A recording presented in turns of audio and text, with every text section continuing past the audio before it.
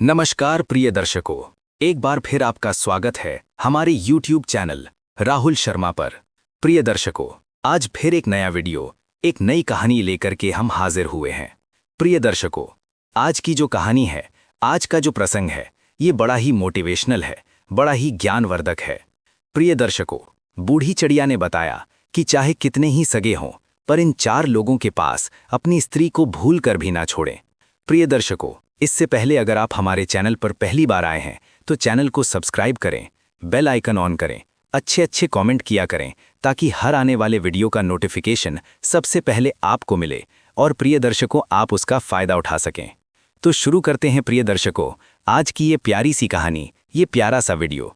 प्रिय दर्शकों, प्राचीन समय की बात है। किसी नगर में एक बड़ा सेठ रहता था। पूरे नगर में उसका घर सबसे आलीशान था। सेठ की पत्नी बड़ी रूपवान थी। पूरे नगर में कोई भी स्त्री सेठ की पत्नी से सुंदर नहीं थी। प्रिय दर्शकों, उस सेठ के घर में एक वटवृक्ष था जिसमें एक बूढ़ी चिड़िया अपना घोंसला बनाकर रहती थी। सेठ और सेठ की पत्नी उस चिड़िया का खूब ध्यान रखते, चिड़िया को हर रोज दाना पानी देते और उसे खूब प्यार करते। प्रिय दर्शकों, सेठ के घर में कई पुरुष नौकर चाकर थे और सेठ व्यापार के काम से कई दिनों के लिए नगर से बाहर जाता रहता था। प्रिय दर्शकों, एक दिन चिड़िया सेठ से कहती है कि सेठ जी, आपको अपनी पत्नी को अकेला छोड़कर नहीं जाना चाहिए। तब सेठ कहता है कि चिड़िया तुम ऐसा क्यों कह रही हो। प्रिय दर्शकों, तब चिड़िया कहती है कि सेठ जी, ये बात मैं आपको एक कहानी के माध्यम से बताती हूँ, आप ऐसे नहीं समझेंगे, मैं आपको एक कहानी सुनाती हूँ। प्रिय दर्शकों, तब सेठ कहता है कि ठीक है चिड़िया, तुम कहानी सुनाओ। तब चिड़िया अपनी कहानी प्रारंभ करती है और कहती है कि सेठ जी, आप इस कहानी को ध्यान से सुनिएगा और इन बातों को याद रखिएगा। प्रिय दर्शकों, चिड़िया कहानी शुरू करती है। चिड़िया कहती है, किसी राज्य में महाराज वीर प्रताप राज करते थे।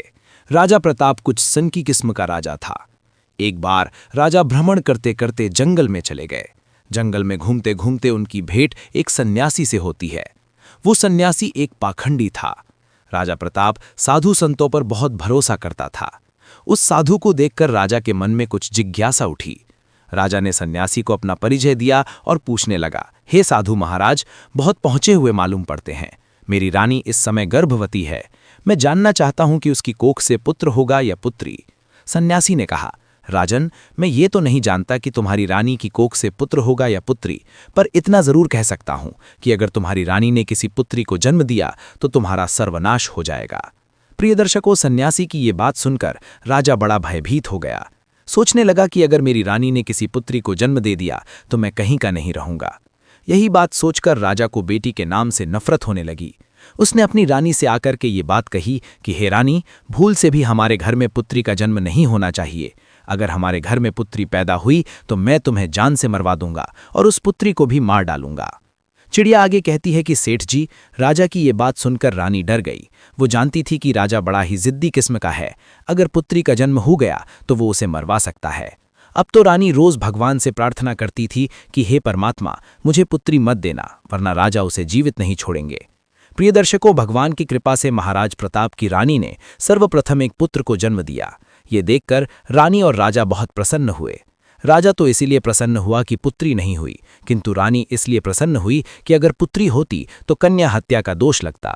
प्रिय दर्शकों, कुछ समय बाद रानी ने फिर से गर्भधारण किया।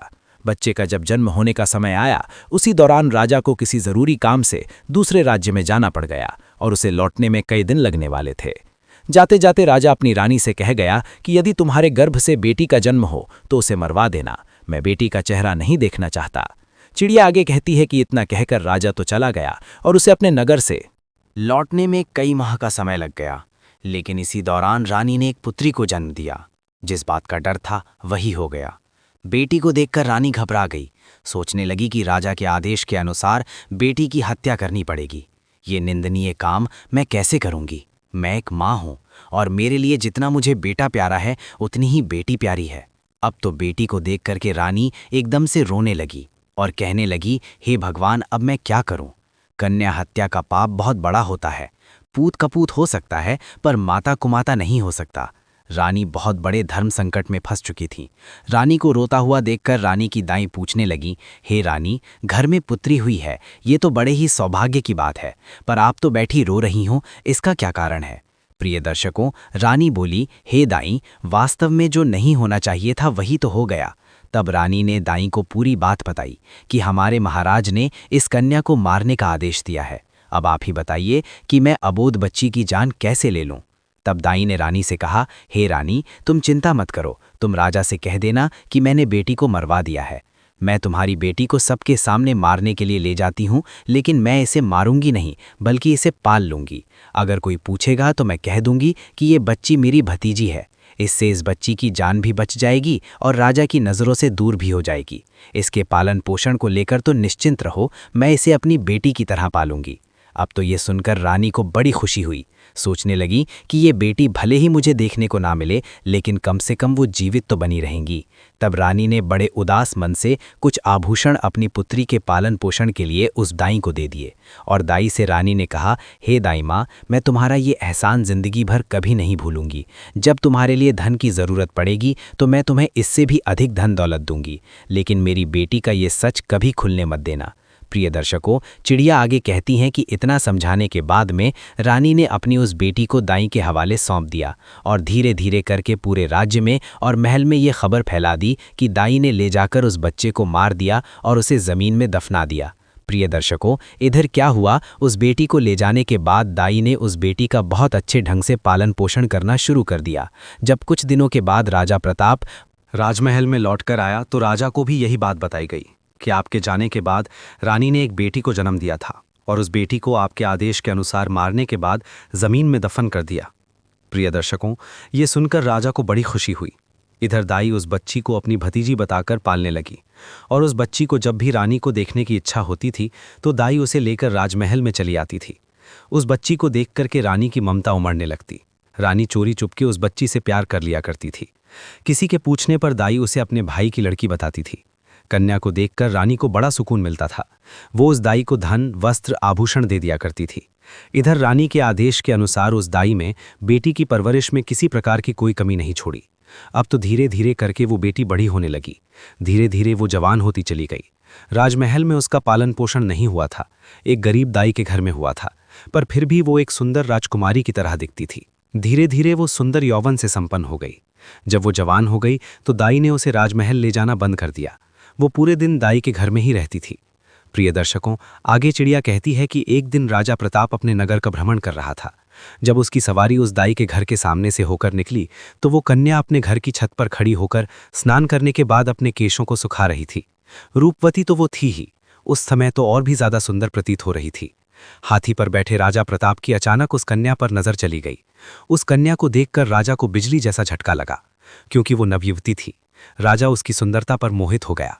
राजा ने उसी समय अपनी मंत्री से पूछा कि मंत्री, ये राजकुमारी जैसी दिखने वाली कन्या कौन है? मुझे तो उसके रूप ने घायल कर दिया है, अति शीघ्र इसका पता लगाओ। मंत्री ने तुरंत पता लगाकर राजा को बताया, महाराज, ये कन्या एक बूढ़ी औरत की भतीजी है। प्रिय दर्शकों, रात भर राजा को नींद नहीं आई। बार बार उसी लड़की का चेहरा राजा की आंखों के सामने आ जाता था। सवेरा होते ही राजा ने मंत्री से कहा, मंत्री, वो लड़की बहुत सुंदर है, उसने मेरी रातों की नींद उड़ा दी। उसकी मूरत मुझे बार बार परेशान करती है। उसके बिना तो अब मैं रह नहीं पाऊंगा। एक काम करो, कुछ लोगों को साथ ले जाकर आप उस बूढ़ी औरत के घर जाइए और उस लड़की के साथ मेरे विवाह की बात कीजिए। प्रिय दर्शकों, वो उसी दिन राजा के कहने पर राजा का मंत्री अपने कुछ सैनिकों को साथ लेकर लड़की का हाथ मांगने उस बूढ़ी औरत के घर जाता है और सारी बात उस दाई को बताता है कि हमारे राजा साहब आपकी बेटी से विवाह करना चाहते हैं। आपकी पुत्री को राजा साहब अपनी रानी बनाना चाहते हैं। मंत्री के मुख से ऐसे शब्दों को सुनने के बाद में दाई के एकदम से होश उड़ गए। दाई मन में सोचने लगी, हे भगवान, ये कैसा अनर्थ होने जा रहा है। आखिर अब मैं क्या करूं? ये कन्या तो उसी राजा की बेटी है और राजा इस बात को नहीं जानता है। अब उसी समय उस बूढ़ी माँ ने साफ इनकार करते हुए कहा, भाई, मैं एक गरीब स्त्री हूं, मेरी भतीजी राजा साहब के लायक नहीं है, इसलिए आप दोबारा इस रिश्ते को लेकर कभी मेरे घर मत आना। मंत्री ने कहा, हे माँ, तुम कैसी मूर्ख स्त्री हो, राजा के साथ अपनी बेटी का विवाह करने से इनकार कर रही हो।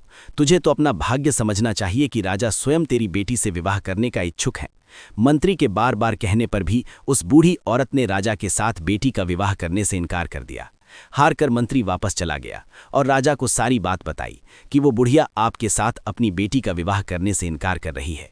प्रिय दर्शकों, चिड़िया आगे कहती है कि सेठ जी, इस बार राजा ने और कुछ लोगों को बुढ़िया के घर पर भेजा और उनके द्वारा हजारों तरह के लालच दिए, उसे डराया धमकाया भी, परंतु वो बूढ़ी औरत इस प्रस्ताव के लिए राजी नहीं हुई। बुढ़िया का हठ देखकर राजा एकदम से गुस्से से भर गया। राजा ने उसी समय तुरंत ही हुक्म दे दिया कि उस बूढ़ी औरत को पकड़कर हमारे दरबार में लेकर जल्दी से जल्दी आओ।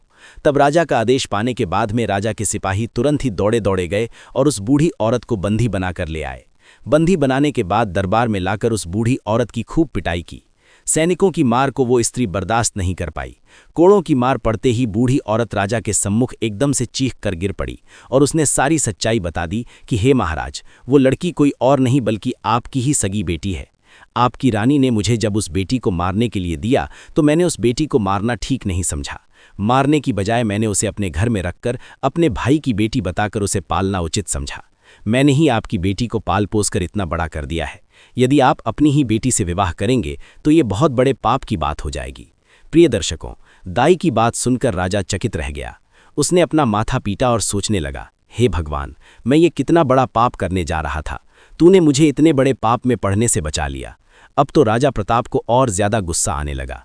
उसने तुरंत ही अपने बेटे को हुक्म दिया कि बेटा, अपनी बहन को जंगल में ले जाकर इसका सर काट देना और इसे वहीं दफना देना।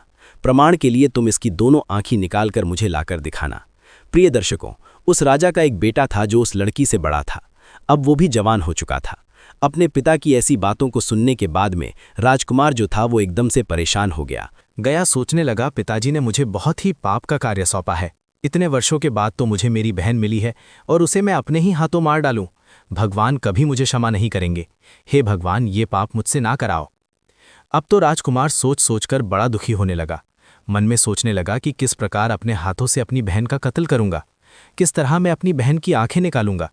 यदि मैं बहन का कत्ल करने से मना करता हूं तो राजा बहुत बड़ा जिद्दी है। वो मुझसे नहीं तो किसी और से मेरी बहन को मरवा ही देगा। प्रिय दर्शकों, अब तो मजबूर होकर के राजकुमार अपनी बहन को लेकर जंगल की ओर चलने लगा, क्योंकि उसे जाना ही था। उसके पिता का जो आदेश था। बहन को जंगल में ले जाते समय अब तो भाई का प्यार बहन के लिए उमड़ पड़ा और कहने लगा, हे बहन, किसी भी सूरत में मैं तुम्हारा कत्ल नहीं करूंगा। मैं तुम्हें यहीं जंगल में छोड़ जा रहा हूं। आगे तुम्हारी किस्मत रही कि वो तुम्हारे साथ क्या करती है। तब बहन ने जवाब दिया, भैया, तुम मुझे मार दो और मारकर मेरी आंखें निकालकर पिताश्री को ले जाकर दिखा दो, और यदि तुम मेरी आंखें निकाल करके नहीं ले जाएगा तो हमारा पिता तुझे भी मार देगा। प्रिय दर्शकों, उस समय वे दोनों भाई बहन एक दूसरे से लिपटकर बहुत रो रहे थे। उनके ऊपर दुखों का पहाड़ टूट पड़ा था। उन्हें कुछ समझ में नहीं आ रहा था कि वे क्या करें।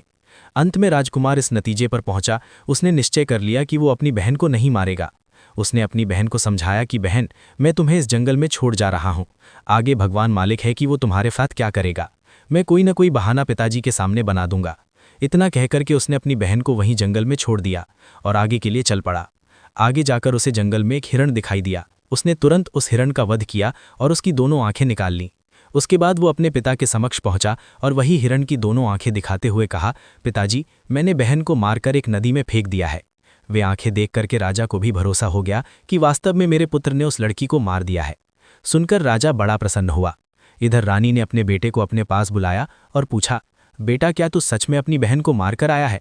तब राजकुमार कहता है, हे माँ, मैं तुमसे झूठ नहीं बोलूंगा। मैंने अपनी बहन को नहीं मारा, बल्कि मैं उसे जंगल में छोड़कर चला आया हूँ। ये सुनकर रानी को बड़ा सुकून मिला। वो भगवान से प्रार्थना करने लगी, हे भगवान, तुम्हारा बहुत बहुत धन्यवाद जो तुमने मेरे बेटे को सद्बुद्धि दी। मेरी बेटी जंगल में अकेली भटक रही होगी, तुम उसकी रक्षा करना और उसे ऐसी जगह पर लगा देना कि उसके जीवन की नैया पार हो जाए। जब उसे जन्म दिया है तो वो अपना पूरा जीवन जीकर ही मृत्यु को प्राप्त हो। प्रिय दर्शकों, इधर राजकुमारी जंगल में पत्ते फूल खाकर धीरे धीरे करके अपना गुजारा करने लगी। पेड़ पत्थर और कटीली झाड़ियों के बीच घूमते घूमते उसके वस्त्र बिल्कुल फट चुके थे। वो अर्धनग्न अवस्था में उसी जंगल में भटक रही थी। कई दिन उसे जंगल में बीत चुके थे। एक दिन ऐसा भी आ गया कि उसके शरीर पर कोई भी वस्त्र नहीं बचा। वो वृक्षों से फल फूल खाकर अपना दिन गुजारती थी और घनी झाड़ियों के बीच छिपकर सो जाती थी। एक दिन उसी जंगल में एक दूसरे राज्य का राजा चंद्रभान शिकार खेलने के लिए आया। इधर राजकुमारी वृक्षों से फल तोड़कर खा रही थी। जैसे ही उसके कानों में घोड़े की आवाज़ पहुंची तो राजकुमारी घनी झाड़ियों के बीच छिपकर बैठ गई। संयोग से राजा उसी वृक्ष के नीचे आकर विश्राम करने के लिए बैठ गया। अचानक राजा की नज़र उन झाड़ियों के बीच गई। उसने देखा कि झाड़ियों के बीच कोई बैठा है। किसी मनुष्य की आकृति नजर आ रही थी। राजा ने फौरन आवाज़ लगाई, तुम कौन हो और इन झाड़ियों के बीच में क्या कर रहे हो? तुम जो भी हो फौरन बाहर निकल कर आओ। मैं तुम्हें विश्वास दिलाता हूं, मैं तुम्हें कोई हानि नहीं पहुंचाऊंगा। राजा की बात सुनकर झाड़ियों के बीच से राजकुमारी ने आवाज दी, हे राहगीर, मैं एक दुखी लाचार स्त्री हूं। मेरे बदन पर वस्त्र नहीं है, मैं निर्वस्त्र हूं। यदि तुम कोई वस्त्र मुझे दे दो तो मैं उसे पहनकर बाहर आ जाऊंगी। प्रिय दर्शकों, किसी स्त्री की आवाज सुनकर राजा आश्चर्यचकित था कि इस जंगल के बीच में भला ये स्त्री क्या कर रही है। जरूर किसी दुख की मारी होगी। तब राजा ने जो चादर अपने गले में डाले था उसे झाड़ियों के बीच फेंक दिया और उसके बाद उस राजकुमारी ने अपने बदन को उस चादर से अच्छी तरह से ढका और उसके बाद वो राजा चंद्रभान के सामने आई। राजा ने जब उसकी सुंदरता को देखा तो वो उसे देखता ही रह गया। सोचने लगा, वाह, इतनी सुंदर स्त्री मैंने अपने जीवन में पहले कभी नहीं देखी है। किसने इसे जंगल में छोड़ दिया है? ये तो हमारी रानी बनने के योग्य है। तब राजा ने अपने बारे में राजकुमारी को बताया और बोला कि सुंदरी, तुम जो भी हो उससे मुझे कुछ मतलब नहीं है। अब मैं तुम्हें अपनी रानी बनाना चाहता हूँ। राजा की बात सुनने के बाद में वो राजकुमारी भी उसकी पत्नी बनने के लिए राजी हो जाती है। कहते हैं डूबते को तिनके का सहारा ही बहुत है। यहाँ तो फिर भी एक राजकुमार था जो उसे अपनी पत्नी बनाना चाहता था। चिड़िया आगे कहती है कि सेठ जी, इसके बाद राजा उस कन्या को अपने घोड़े पर बैठाकर अपने राज्य में आया तो सबसे पहले वो अपने पिता के समय के एक बुजुर्ग मंत्री के घर पहुंचा और उस लड़की को उस बुजुर्ग मंत्री के घर छोड़ दिया और उससे कहा कि हे काका, आप ऐसा समझो कि ये तुम्हारी बेटी है और मैं इस लड़की से विवाह करूंगा। यदि मैं इसे अपने महल में ले जाता हूं तो लोग कहेंगे कि राजा किसी कन्या को भगा लाया है। इससे मेरी मान प्रतिष्ठा पर ठेस पहुंचेगी। मैं इससे विधि विधान के अनुसार विवाह करके इसे अपने घर ले जाना चाहता हूं। तब तक ये तुम्हारे घर तुम्हारी बेटी बनकर रहेंगी और मैं कल कई लोगों के साथ तुम्हारे घर रिश्ता मांगने आऊंगा और फिर इसे ब्याह कर अपने घर ले जाऊंगा। मंत्री ने जवाब दिया, महाराज, ये आपकी अमानत है और ये अब मेरी बेटी है। जब आपका मन करे तब आप इसे ब्याह कर ले जाना। मैं तब तक इसका ठीक से ख्याल रखूंगा। प्रिय दर्शकों, अगले दिन राजा का सेनापति और उसका मंत्री उस बूढ़े मंत्री के घर गए और उस राजकुमारी का अपने राजा के लिए हाथ मांगा। फिर उसके बाद 1-2 दिन में उसकी मंगनी और विवाह भी कर लिया। विवाह करने के बाद राजकुमारी राजा चंद्रभान की पत्नी बनकर रहने लगी। अब तो दोनों बहुत ही प्रसन्न थे। राजा सुंदर रानी पाकर खुश था और राजकुमारी घर और पति पाकर प्रसन्न थी। राजा चंद्रभान से शादी के बाद भी अपनी पत्नी से कभी उसका परिचय नहीं पूछा। इसी प्रकार से दोनों को एक साथ रहते रहते 2 वर्ष बीत गए। धीरे धीरे वो समय भी आ गया जब रानी ने पुत्र को जन्म दिया। अब तो राजा चंद्रभान और भी ज्यादा खुश हो गया। एक दिन राजा ने अपनी रानी से पूछा, हे प्रिय, अब हम दोनों एक पुत्र के माता पिता बन चुके हैं। हमारा संबंध अटूट हो गया है। अब तुम मुझे अपने कुल खानदान और अपने अतीत के बारे में समझाओ। तब राजकुमारी ने किसी प्रकार से उस बात को टाल दिया। इसी प्रकार से कई वर्ष बीत गए। कुछ समय बाद रानी ने फिर एक पुत्र को जन्म दिया। तब राजा ने फिर से वही बात दोहराई। राजकुमारी अपने बीते कल की बातें अपने पति को नहीं बताना चाहती थी, लेकिन राजा ने उनका अतीत जानने की बहुत इच्छा जताई। रानी भी जानती थी कि राजा साहब उनसे बहुत प्रेम करते हैं। तब राजकुमारी ने राजा के पूछने पर अपने जीवन की सारी कहानी सच सच कह सुनाई। जब राजा ने राजकुमारी के मुख से ऐसी दुख भरी दास्तान सुनी तो उसकी भी आंखों में आंसू आ गए। राजा उसके पिता को धिक्कारने लगा। उसके बाद रानी से बोला कि हे रानी, अगर मैं तुम्हें तुम्हारे पिता से मिलाने ले चलूं तो क्या तुम मेरे साथ चलोगी? राजकुमारी ने अपने पिता से मिलने से इनकार कर दिया। राजा ने बहुत आग्रह किया कि तुम्हें एक बार अपने पिता से जरूर मिलना चाहिए। राजा के बार बार निवेदन करने पर रानी अपने पिता से मिलने को तैयार हो गई। अगले दिन राजा ने राजा प्रताप के यहाँ जाने का निश्चय किया। रथ सजवाया गया। जाने की पूरी तैयारी हो गई। तभी राजा के पास एक जरूरी काम आ गया। राजा को बहुत जरूरी अपने दूसरे शहर में जाना था, तो राजा ने अपने मंत्री और सेनापति से कह दिया कि तुम सेना की एक टुकड़ी लेकर रानी के साथ चले जाओ। मैं अपना काम निपटाकर वहीं पहुंच जाऊंगा। प्रिय दर्शकों, इस प्रकार राजा चंद्रभान ने अपने मंत्री और सैनिकों के साथ में अपनी रानी और बच्चों को राजा प्रताप के राज्य को रवाना कर दिया। रानी को भली भांति समझा दिया कि अपने पिता के यहाँ जाकर तुम घबराना मत, मैं तुम्हारे पहुंचने से पहले तुम्हारे माता पिता के यहाँ पहुंच जाऊंगा। प्रिय दर्शकों, इधर राजा चंद्रभान का मंत्री और सेनापति कुछ सेना को साथ लेकर राजकुमारी के साथ राजा प्रताप के राज्य की तरफ चल पड़े। राजा चंद्रभान के राज्य से राजा प्रताप का राज्य काफी दूर था, इसीलिए चलते चलते रास्ते में ही उन्हें शाम हो गई। एक जगह पर उन्होंने अपने डेरा तंबू जमा दिए। रात भर वहीं रुकने का निश्चय किया। प्रिय दर्शकों, जहां पर राजकुमारी का डेरा लगाया गया था उसी जगह पर मंत्री ने भी अपना डेरा लगा दिया। ठीक उसके बराबर में मंत्री का डेरा देख के राजकुमारी ने जवाब दिया, हे मंत्री, क्या तुम जानते हो कि मैं एक राजा की बेटी हूं और एक राजा की पत्नी भी? तुम मेरे बराबर में ये डेरा क्यों लगवा रहे हो? तुम अपना डेरा ले जाकर कहीं दूसरी जगह लगाओ। तब मंत्री ने जवाब दिया, हे रानी साहिबा, महाराज ने हमें आपकी देख के लिए भेजा है। यदि आपको और आपके बच्चों को कुछ हुआ तो हम राजा को क्या जवाब देंगे? प्रिय दर्शकों, इधर राजकुमारी के बार बार मना करने पर मंत्री बिल्कुल नहीं माना। फिर क्या हुआ, इधर शाम को सबने खाना खाया। रात्रि का समय हो गया। सभी लोग पैदल यात्रा चलकर आए थे। थके हारे होने के कारण वे सब जल्दी ही सो गए। रात्रि के दूसरे पहर में मंत्री जो था राजकुमारी के डेरे में घुस आया। जैसे ही मंत्री राजकुमारी के डेरे में घुसा तो तुरंत ही एकदम से राजकुमारी उठकर बैठ गई। वो मंत्री की बुरी मंशा को भांप गई थी। अब तो राजकुमारी को अंदाजा हो गया था कि मंत्री के मन में किसी न किसी प्रकार का जरूर खोट है। जैसे ही मंत्री को राजकुमारी ने अपने डेरे में देखा तो एकदम से ललकार कर बोली, खबरदार, जो मुझे छुआ तो मेरे डेरे से तुरंत बाहर निकल जाओ। रानी ने मंत्री को बार बार डेरे से बाहर जाने के लिए कहा, लेकिन मंत्री ने कोई बात नहीं मानी। मंत्री धीरे धीरे करके आगे बढ़ता ही चला गया। तब राजकुमारी ने जवाब दिया, हे दुष्ट मंत्री, क्या तुम्हें अंदाजा है कि तुम ये क्या करने जा रहे हो? भलाई चाहते हो तो अभी डेरे से बाहर निकल जाओ। प्रिय दर्शकों, उस राजकुमारी की बात मंत्री ने अनसुनी कर दी। तब उसी समय पर राजकुमारी ने अपने बड़े बेटे को मंत्री के सामने खड़ा कर दिया और बेटे को सामने खड़ा करने के बाद में राजकुमारी ने मंत्री को भगवान और बेटे की दुहाई दी, कसम दी, लेकिन वो पीछे लौटने के लिए मंजूर नहीं हुआ। उस मंत्री के दिमाग में शैतान घुस चुका था। वो वासना में अंधा हो चुका था। उस समय उसे कुछ दिखाई नहीं दे रहा था। उसके दिल और दिमाग में रानी का सुंदर चेहरा बसा हुआ था। मंत्री एकदम आगे बढ़ा और तलवार निकालने के बाद राजकुमारी के बड़े बेटे का सिर धड़ से अलग कर दिया। वीडियो अच्छी लगी हो तो लाइक सब्सक्राइब जरूर करना।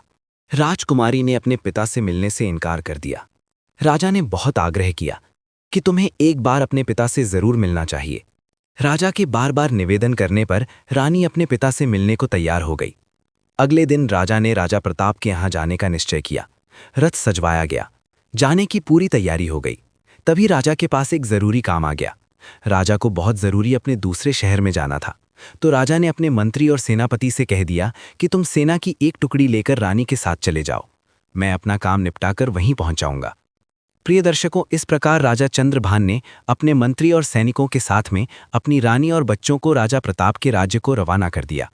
रानी को भली भांति समझा दिया कि अपने पिता के यहाँ जाकर तुम घबराना मत, मैं तुम्हारे पहुंचने से पहले तुम्हारे माता पिता के यहाँ पहुंच जाऊंगा। प्रिय दर्शकों, इधर राजा चंद्रभान का मंत्री और सेनापति कुछ सेना को साथ लेकर राजकुमारी के साथ राजा प्रताप के राज्य की तरफ चल पड़े। राजा चंद्रभान के राज्य से राजा प्रताप का राज्य काफी दूर था, इसीलिए चलते चलते रास्ते में ही उन्हें शाम हो गई। एक जगह पर उन्होंने अपने डेरा तंबू जमा दिए। रात भर वहीं रुकने का निश्चय किया। प्रिय दर्शकों, जहां पर राजकुमारी का डेरा लगाया गया था उसी जगह पर मंत्री ने भी अपना डेरा लगा दिया। ठीक उसके बराबर में मंत्री का डेरा देख के राजकुमारी ने जवाब दिया, हे मंत्री, क्या तुम जानते हो कि मैं एक राजा की बेटी हूं और एक राजा की पत्नी भी?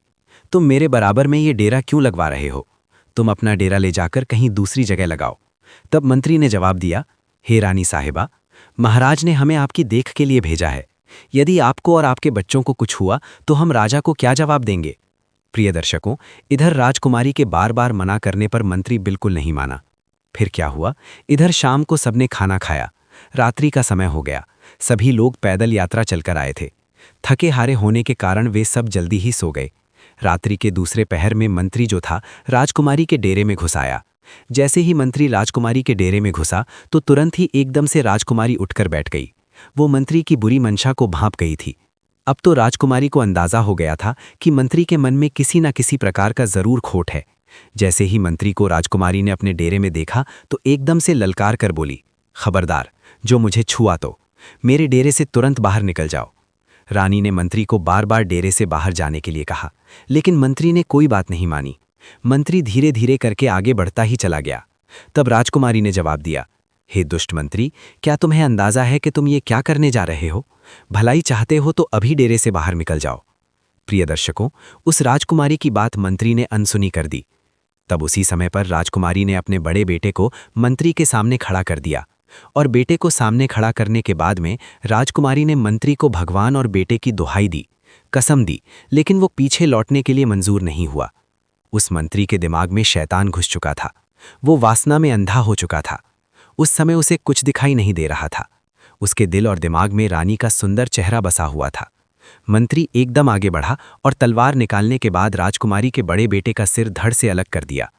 वीडियो अच्छी लगी हो तो लाइक सब्सक्राइब जरूर करना। राजकुमारी तुरंत ही समझ गई कि यह दुष्ट मंत्री अब नहीं मानेगा, तो अपनी लाज बचाने के लिए रानी ने कुछ नरम रुख अपनाते हुए कहा, तुम थोड़ी देर ठहरो, मैं अभी आती हूँ, उसके बाद में जो तुम्हारे मन में हो वो तुम कर लेना। इतना कहने के बाद में रानी उस डेरे से बाहर निकल गई और वहां से भागकर जंगल में चली गई। सुबह होने तक रानी झाड़ियों में छुपी रही और जब वह सुबह होने पर लौटकर अपने डेरे में आई तो उसने क्या देखा कि उसके बेटे का सिर कटा हुआ पड़ा है। अपने बेटे की लाश देखने के बाद में अब तो रानी की हालत और भी ज्यादा खराब हो गई, लेकिन वो कर भी क्या सकती थी। उस शैतान के सामने वो बेबस थी। बेटे की मृत्यु का गम अपने मन में छुपाए वह उनके साथ आगे को चल पड़ी। चलते चलते जब वे शाम के होने पर एक जगह पर और रुकी, अब तो दूसरी रात के लिए अगला डेरा डाला गया, तो राजकुमारी के डेरे के पास में सेनापति ने अपना डेरा लगाया। तब राजकुमारी ने उस सेनापति को बुलाकर कहा कि तुम अपने डेरे को यहाँ से दूर हटा के लगवाओ। तब सेनापति ने जवाब दिया, हे राजकुमारी, मेरी जिम्मेदारी है कि मैं आपकी सुरक्षा करूं। राजकुमारी के बार बार मना करने पर भी उस सेनापति ने अपने डेरे को वहां से दूर नहीं लगाया। प्रिय दर्शकों, अब तो राजकुमारी को सब समझ में आ चुका था। इस चिंता को लेकर राजकुमारी पूरी रात सोई नहीं।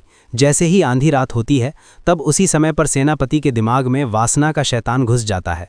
वह राजकुमारी के डेरे में रात्रि के समय में प्रवेश कर गया तो राजकुमारी ने उस सेनापति को भी ललकार कर कहा कि हे सेनापति, क्या तुम जानते नहीं कि मैं कौन हूँ?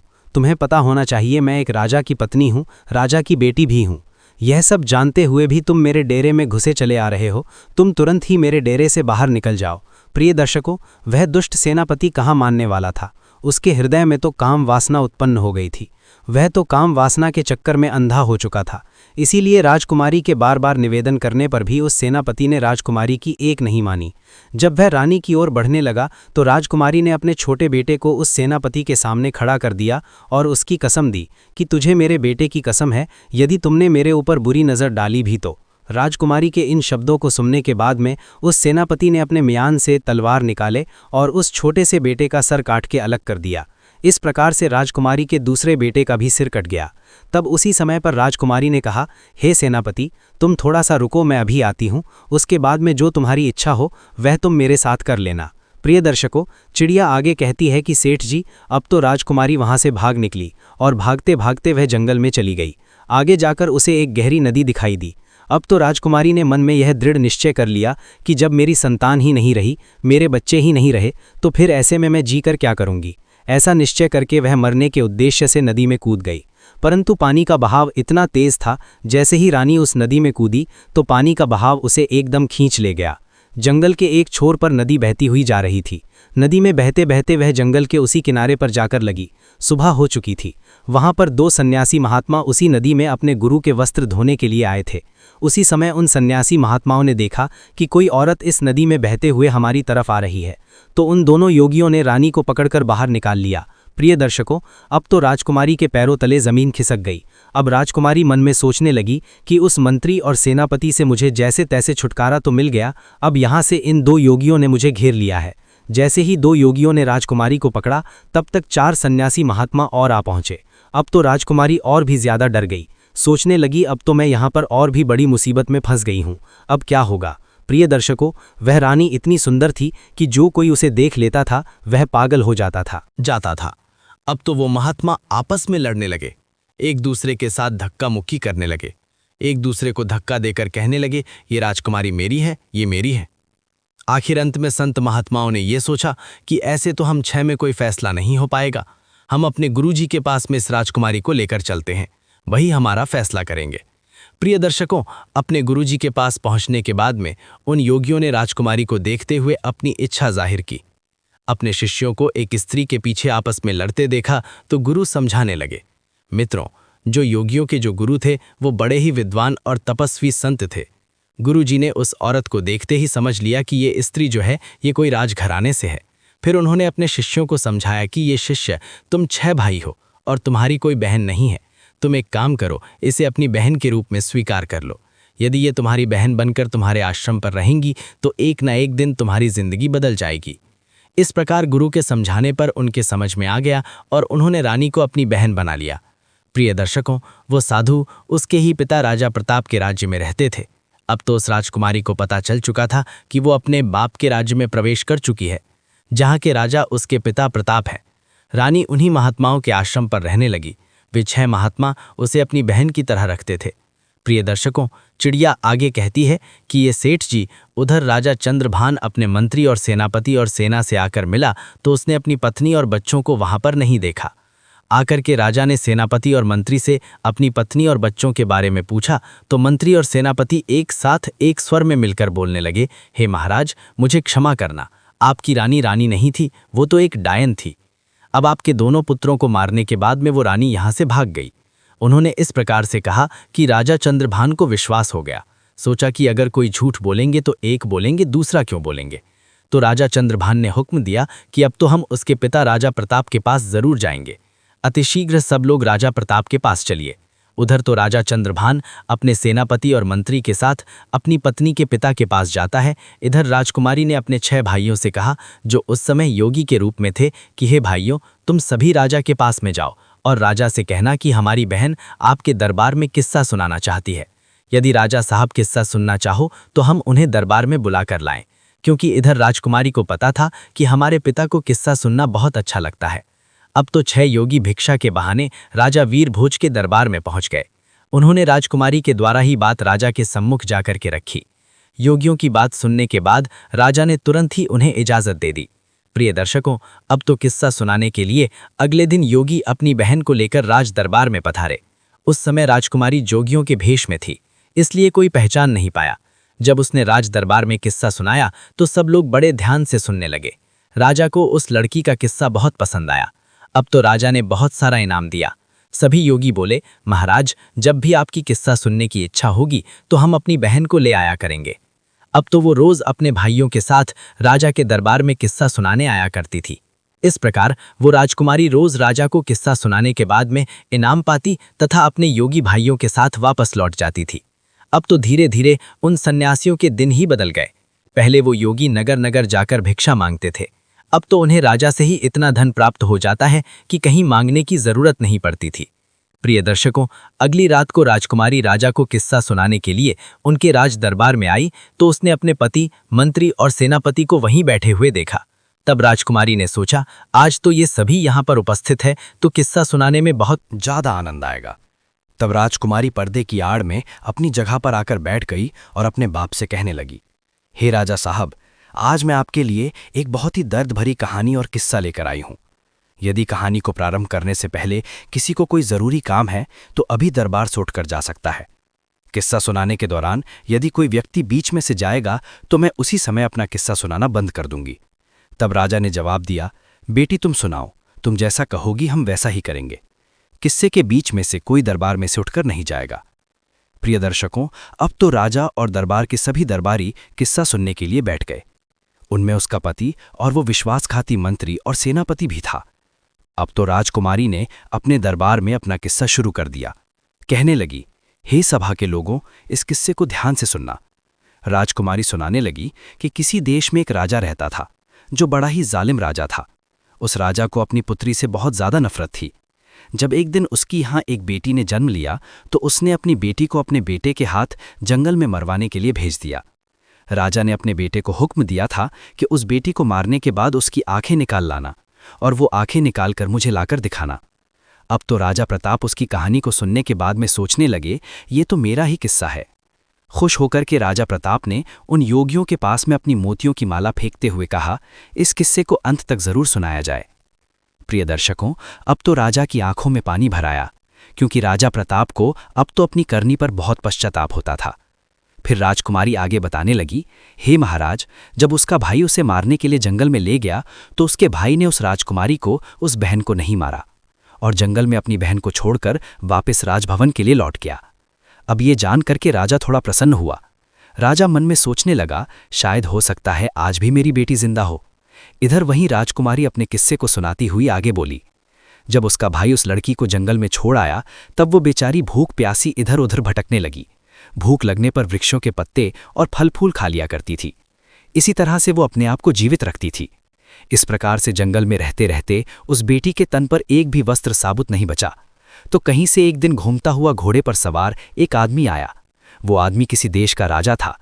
उसकी नज़र जब उस लड़की पर पड़ी तो वो लड़की निर्वस्त्र थी। उस राजा ने लड़की को अपना बदन ढकने के लिए अपनी चादर दे दी और वहां से उसे अपने नगर बुला ले गया और बिना कुछ जाने राजा ने उस लड़की से विवाह कर लिया। प्रिय दर्शकों, रानी ऐसा किस्सा सुना रही थी। किस्से के बीच में अपनी कहानी को सुनकर राजा चंद्रभान समझ गया कि ये तो उसका ही किस्सा है। उसने भी खुश होकर के एक मोतियों की माला जोगियों के पास फेंक दी और बोला, ये किस्सा जारी रखा जाए और ये किस्सा अंत तक होना चाहिए। तब आगे राजकुमारी कहने लगी, अब तो वो लड़की किसी राजा की रानी बन चुकी थी। राजा की रानी बनने के बाद में उस लड़की की कोख से 2 बेटों ने जन्म लिया। एक दिन उसके पति ने अपनी पत्नी से उसके जीवन की पूरी घटना पूछी कि तुम कौन हो और उस जंगल में निर्वस्त्र क्यों भटक रही थीं। तब उस लड़की ने अपने बाप की करतूतें अपने पति को बताईं। ये सुनकर उसका पति बड़ा दुखी हुआ। उसका पति दिल का बहुत अच्छा इंसान था। ये जानकर कि उसकी पत्नी का एक राजा पिता भी है, तो उसे उसके पिता से मिलाने के लिए उस राजा ने अगले दिन तैयारी की। लेकिन उसने एक गलती कर दी। उसने अपनी पत्नी और बेटों की सुरक्षा के लिए स्वयं न जाकर अपने मंत्री और सेनापति को उसके साथ भेज दिया। और ये उसकी सबसे बड़ी भूल थी, क्योंकि कहते हैं चाहे कोई कितना ही सगा क्यों ना हो, अपनी जवान स्त्री, जवान बहन, जवान बेटी को किसी दूसरे पर भरोसा करके उसके साथ भेजना नहीं चाहिए और ना ही उसके पास छोड़ना चाहिए, चाहे वो कितना ही वफादार और विश्वास पात्र हो। मगर जब वासना दिमाग पर हावी होती है तो सारे वफादारी, सारा विश्वास धरा रह जाता है। और स्त्री तो वैसे भी पुरुष के लिए आकर्षण का केंद्र होती है। अगर वो अकेली किसी अन्य पुरुष के साथ जाती है या ठहरती है तो उसके मन में काम रूपी विचार आ ही जाता है। भूलकर भी कभी अपनी बहन बेटी किसी अन्य के साथ नहीं छोड़ना चाहिए। खास करके तब तो और भी नहीं छोड़ना चाहिए जब कोई पुरुष जवान हो, सुंदर हो, अकेला हो। कहते हैं स्त्री धन और विद्या ये जिसके पास रहती है उसी की हो जाती है। राजकुमारी इधर राजा प्रताप के दरबार में अपना किस्सा सुना रही थी। राजा प्रताप और राजा चंद्रभान उस किस्से को बड़े ध्यान से सुन रहे थे। राजकुमारी आगे कहती है कि उधर उस राजा ने अपनी पत्नी और बच्चों को मंत्री और सेनापति के साथ भेज दिया। सफर ज्यादा लंबा था। चलते चलते जब रास्ते में सूर्यास्त हो गया तो उन्होंने वहीं रुकने का निश्चय किया। मंत्री ने अपना डेरा रानी के डेरे के बराबर में लगवाया। रानी ने इसका बहुत विरोध किया, पर वह नहीं माना। तो वह रात्रि के समय में मंत्री ने उस राजकुमारी के साथ में दुष्कर्म करने की सोची। राजकुमारी के बार बार निवेदन करने पर भी वो दुष्ट मंत्री नहीं माना, बल्कि उसने राजा के बेटे का भी कत्ल कर दिया। जब बेटे का कत्ल कर डाला तो रानी अपना धर्म बचाने के लिए मंत्री से बहाना बनाकर जंगल में भाग गई। रात उसने जंगल में गुजारकर जैसे तैसे उस बेचारी ने अपने पतिव्रत धर्म को बचाया। जब दूसरे दिन को रानी अपने डेरे में वापस आई तो उसे अपने बेटे की लाश भी नहीं मिली। जैसे जैसे कहानी आगे बढ़ती जा रही थी तो उधर मंत्री के होश खराब होते जा रहे थे। अब तो धीरे धीरे करके वह मंत्री भी बहाना बनाते हुए राजा के दरबार से उठकर जाना चाहता था, तो राजा ने तुरंत ही उसे डांट कर बैठा दिया। तब रानी आगे सुनाने लगी। अब दूसरे दिन को जब वो वहां से आगे को चले और एक जगह रास्ते में फिर डेरा तंबू लगाएं, तो उस रात सेनापति डेरे में घुसकर दुष्कर्म की लालसा से रानी के पास जा पहुंचा। रानी ने पहले तो उसे खूब ललकार कर समझाया कि वह यहां से चला जाए, लेकिन वो दुष्ट लौटने को तैयार नहीं हुआ। रानी ने उसे अपने छोटे बेटे की कसम दी। ये कहानी सुनकर सेनापति भी घबराने लगा। सोचने लगा ये तो मेरा भेद खुल रहा है। वह भी उठकर भागने को हुआ तो राजा ने डांटकर उसे भी बैठा दिया। राजा चंद्रभान ने कहा, क्यों भाई, सच्चाई तुमसे सुनी नहीं जा रही क्या? सेनापति भी अपना मुंह लटकाकर चुपचाप बैठ गया। इधर किस्सा जारी था। राजकुमारी कहने लगी, फिर उसके बाद सेनापति ने भी रानी के छोटे बेटे का कत्ल कर दिया। वह गलत भाव लेकर रानी के पास बढ़ता गया तो उसी समय पर किसी न किसी प्रकार से वह राजकुमारी अपनी जान बचा करके वहां से भाग निकली और वहां से एक नदी में कूद गई। लेकिन उसकी किस्मत ने वहां पर उसका साथ नहीं दिया। वह बेचारी जिंदा बच गई। उस नदी में बहते बहते वो चली गई और जंगल के दूसरे छोर पर 6 योगियों के हत्थे चढ़ गई।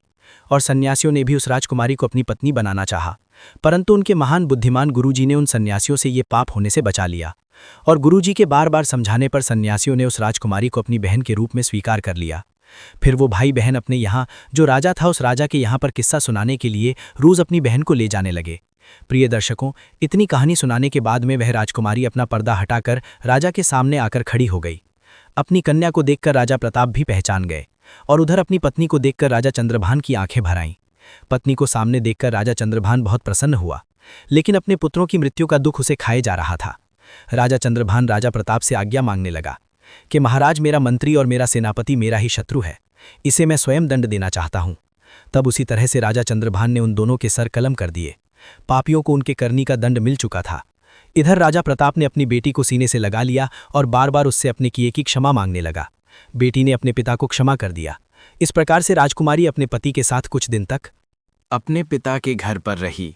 फिर उसके बाद बड़ी हंसी खुशी के साथ उसके पिता ने अपनी बेटी की बड़ी धूमधाम से विदाई की। राजा चंद्रभान अपनी पत्नी को लेकर अपने नगर लौट आया और हंसी खुशी के साथ समय व्यतीत करने लगे। कुछ ही समय में रानी ने 2 बेटों को और जन्म दिया अब तो उनकी खोई हुई खुशी सारी वापस आ चुकी थी। प्रिय दर्शकों, भगवान अगर किसी के पक्ष में होता है तो कोई भी उसका बाल बांका नहीं कर सकता।